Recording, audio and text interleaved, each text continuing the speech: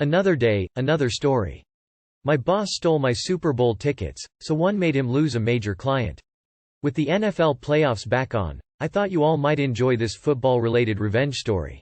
I'm a huge 49ers fan, the rabid all-day tailgate in the parking lot type. A few years ago, we made it back to the Super Bowl. I was working at a consulting firm with a handful of accounts I would interact with directly. One client in particular knew how big of a Niners fan I was. I was the day-to-day lead on his account. He really liked working with me and we became friends, often grabbing drinks or dinner after our meetings. He had access to a pair of extra company seats to the game, and as a thank you, wanted to give them to me as a gift. He passed the tickets over to the partner on that account, who I will refer to as Dickhead Partner, to be given to me as a surprise. The game came and went, we lost, it sucked. The next time we met, we went to drinks afterward and he mentioned, "Hey, by the way, why didn't you go to the game? I heard someone else was in your seats." I asked, "What game?" He said, "The Super Bowl." Confused, I answered, "I didn't have seats to the Super Bowl?" He told me that he gave Dickhead Partner a pair of his company tickets for me as a gift so I could attend. I had zero idea what he was talking about. He looked shocked, told me to quietly ask around about it and get back to him. When I was back in the office the next week, I found out through one of the secretaries that Dickhead Partner had given a pair of Super Bowl tickets to another one of his clients as a gift from our company. I might have let this sort of thing go to keep the peace under different circumstances, but these were seats on the 30-yard line to see the fucking 49ers play in the Super Bowl. I was pissed. I considered confronting Dickhead Partner myself, but realized it was the client who had noticed I wasn't there in the first place, so if I let him handle it, there would be no blowback on me.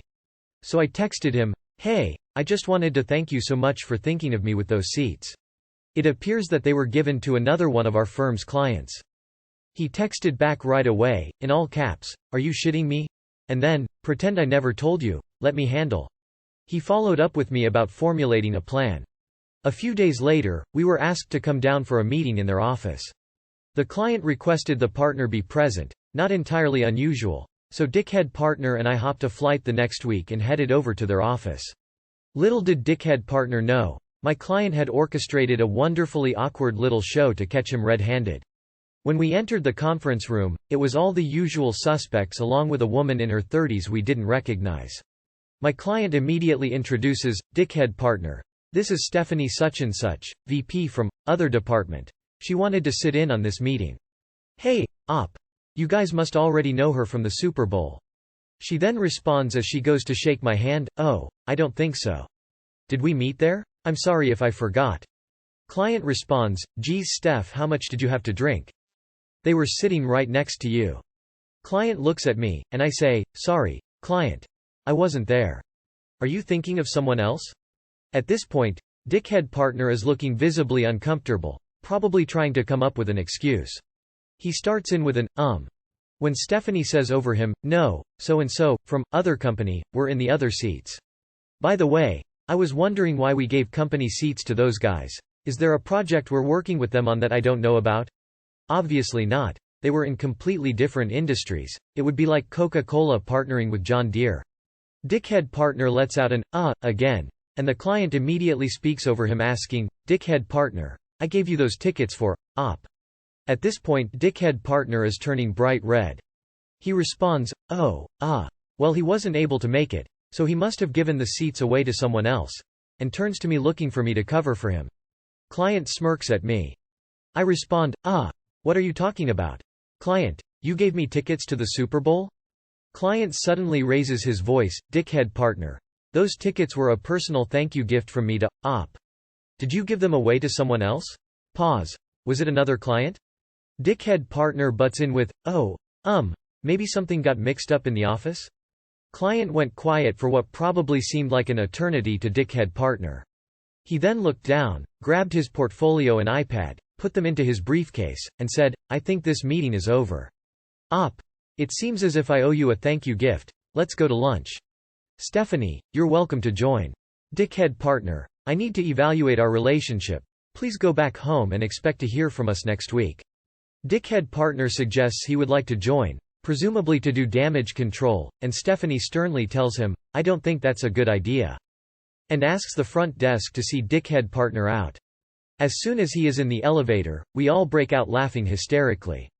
Stephanie wasn't really a VP, just an employee at the company who client had drafted into helping with his pre-planned meeting skit, but she did end up coming to lunch with us and was a fellow Niners fan and total blast to hang out with.